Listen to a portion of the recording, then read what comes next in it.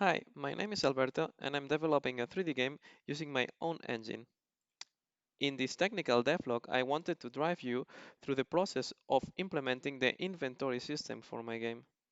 Let's then have a look on how the inventory system is designed. The main class and responsible of managing the logic of the inventory system is the inventory class.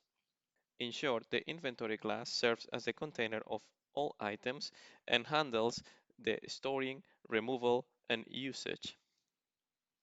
In order to help the player organizing the items, the inventory has inventory slots. Each inventory slot contains a specific item and the stack count of this item. Inventory items are no more than data objects. When starting the game, during the loading process, we save all the inventory items in a container. Whenever a player collects an item, the reference for this item is requested from the container. In reality, there is a single instance per item, and the inventory slot has a reference to this instance. But then how can we have multiple items in the scene? This is handled in a different way. We have a component called scene item, which has a reference to the inventory item. Whenever the player collects the scene item, we try to store the inventory item. Let's now have a look to the inventory item class and try to figure out how do we handle the different behaviors that each item can have.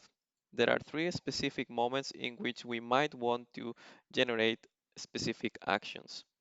The moment the item is stored in the inventory, the moment the item is removed from the inventory, and of course the moment we use that inventory item. These are the on used actions, on stored action, and on removed action fields. But there is an extra layer.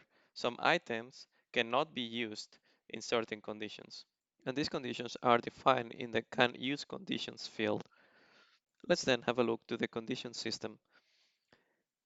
Conditions implement a very simple interface where we can initialize them and we can check if this condition passes or not. Let's have a look to a rather simple yet useful example of a condition. For this condition, we make use of the variable system. We can select the variable from the available list. We select the condition we want to apply. For example, if it's equal to a boolean, if it's larger or smaller than a certain value, and the target value for success. When we initialize this condition, we request this variable from the container and we create the conditional. Whenever we want to check if this condition passes, we just pass the variable to the conditional and this will return success or not success. The conditional system is as simple as that. So let's see how do we use this in our inventory system. If we take a look to the try use item method, there we can see that after passing several other conditions, we will check these on use or can use conditions. Whenever any of these conditions do not pass, we won't be able to use the item. Now, if these conditions match, we then can perform all the on-use actions that we saw in the inventory item class. And this is basically the logic of trying to use an item. We check if there are enough items in the inventory, then we check for these conditions. If everything goes well, we perform the use actions. And this applies also for storing and for removing. If we take a look to the try store item method from the inventory, we can see that we also need to check if this item is stackable or not. If it is stackable, then we need to find a slot which is not full with this item because we might want to add the item in this stack. If it's not stackable, then we directly find an empty slot because there is where we will store this unique item. And at the end, when everything goes well, we will perform the storing actions.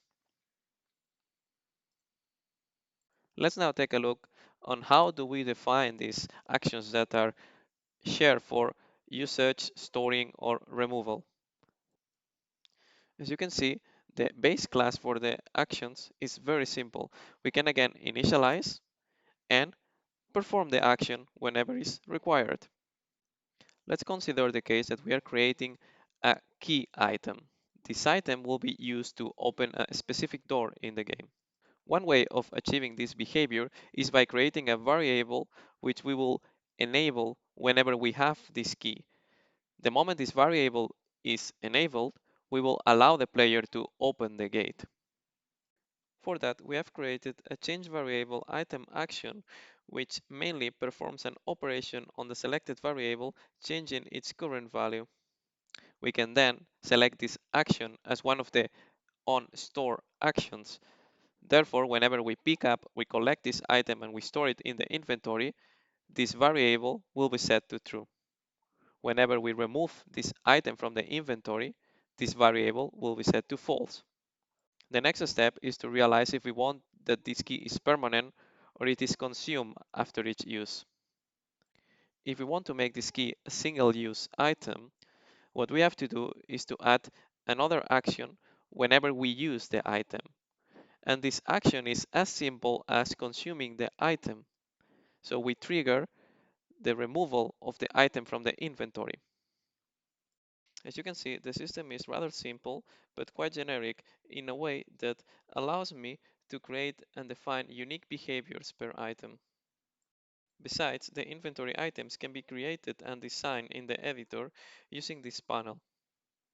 In this panel, I can select the different actions for usage, storage, and removal, as well as the conditions that apply for this item.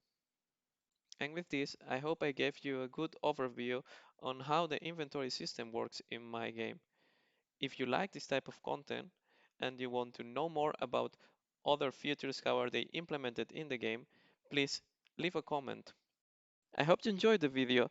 Don't forget to subscribe and see you next time.